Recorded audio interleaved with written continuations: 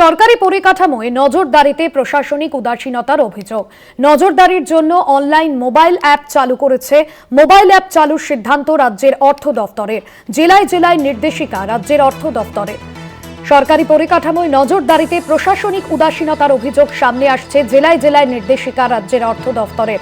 Mobile app চালুর সিদ্ধান্ত রাজ্যের অর্থ দফতরের। নজরদারির জন্য অনলাইনে মোবাইল অ্যাপ চালুর নির্দেশ।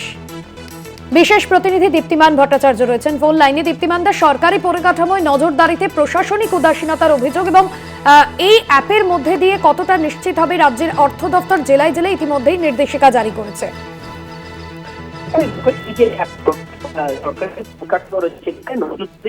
কিন্তু অ্যাপের ব্যবস্থা করা হবে এবং এই অ্যাপগুলোকে কাজে লাগানো হবে বলে জানা যাচ্ছে এবং নিয়মিত রক্ষণাবেক্ষণ করার জন্য কিন্তু এই অ্যাপ চালু করা হচ্ছে, যেখানে মূলত জেলা শাসক, মহকুমা শাসক থেকে শুরু করে ব্লক স্তরের প্রত্যেকটি জায়গায় আধিকারিকদের তাদের এখতিয়ারে থাকা সরকারি পরিকাঠামো সপ্তাহে একদিন করে পরিদর্শন করতে হবে।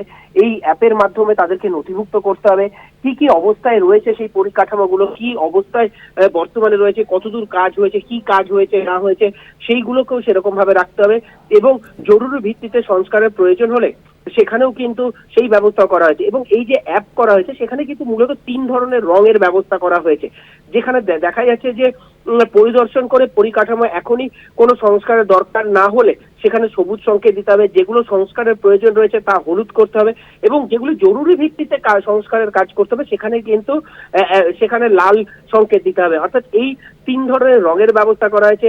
জিও ট্যাগিং সিস্টেম করা হয়েছে, রিয়েল টাইম উল্লেখ করতে হবে বলা হয়েছে। অ্যাপের মাধ্যমে ছবি তোলা মাত্রই সেগুলোকে নথিভুক্ত করতে বলা হয়েছে।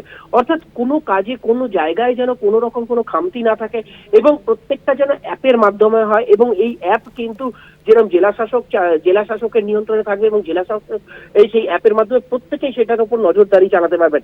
কোন জায়গার কি অবস্থা রয়েছে, সেখানকার সরকারি পরিকাঠামোগুলোর কি অবস্থা, বর্তমান পরিস্থিতি রয়েছে, সেগুলো যেন এক ঝলকেই সবকিছু বুঝে নেওয়া যায়। কোনগুলোর এই যে সংকেত আসবে সেই সংকেত আসার পর কোনগুলোর উপর বিশেষ নজরদারি দিতে হবে, কোনগুলোকে তাড়াতাড়ি ভিত্তিতে করতে হবে, জরুরি ভিত্তিতে কোন কাজগুলো করতে হবে, সেই সব কিছুই কিন্তু এই অ্যাপের মাধ্যমে সিদ্ধান্ত নিতে পারবে রাজ্য সরকার বলে মনে করা হচ্ছে। একদমই ধন্যবাদ জানাবো দীপ্তিমানদা।